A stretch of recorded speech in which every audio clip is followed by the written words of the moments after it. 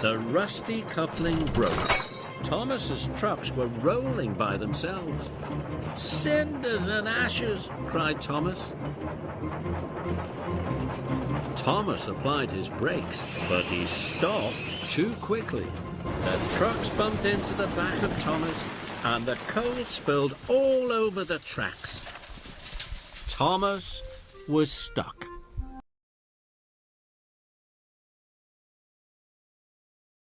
"Emily the late engine, Emily the late engine," they sang.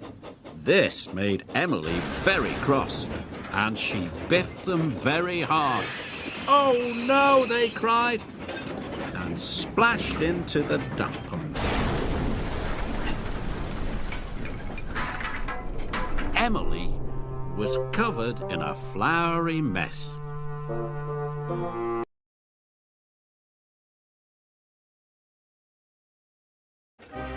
Out on the branch line, Percy was having trouble with the trucks.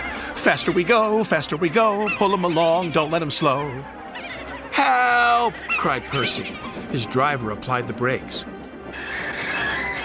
But it was too late. He went off the rails at Bulgy's bridge.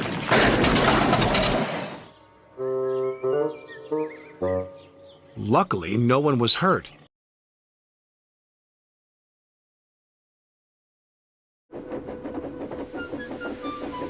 "Have a drink," said his driver, "then you'll feel better."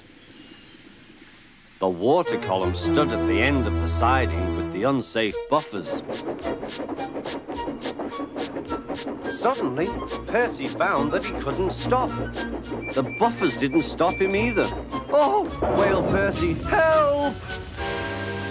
The buffers were broken and Percy was wheel-deep in coal. It was time for Thomas to leave. He had seen everything. "Now Percy has learned his lesson too," he chuckled to himself.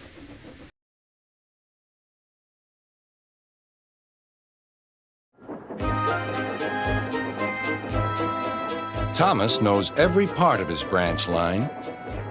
Just ahead was a stretch where the hot sun had bent the rails on the track.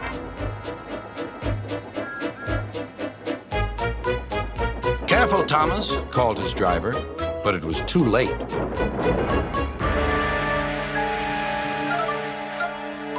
"That's done it," said his driver. "We shan't get any further today."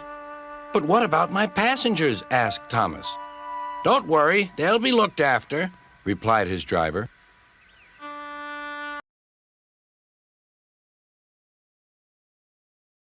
Suddenly he saw the Fat Controller waiting by the track. Toby still didn't want to speak to the Fat Controller. Quickly he reversed into a siding and didn't see that a big rock had fallen on the line. "Bust my cowcatchers!" he cried.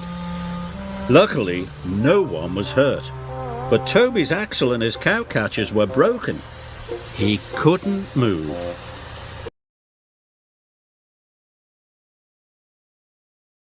Thomas suddenly remembered. "Silly stick in the muds," he chuckled. "I'll show them. Driver said I could manage without him. I'll just go out. Then I'll stop and wheesh. That'll make them jump." Thomas thought he was being clever. Really, he was only moving because a careless cleaner had meddled with his controls. He soon found his mistake. He tried to wheesh, but he couldn't. He tried to stop, but he couldn't. He just kept rolling along. He didn't dare look at what was coming next. There was the station master's house. The station master was about to have breakfast. "Horrors!" cried Thomas, and shut his eyes. The house rocked. Broken glass tinkled. Plaster was everywhere. Thomas had collected a bush on his travels. He peered into the room through its leaves.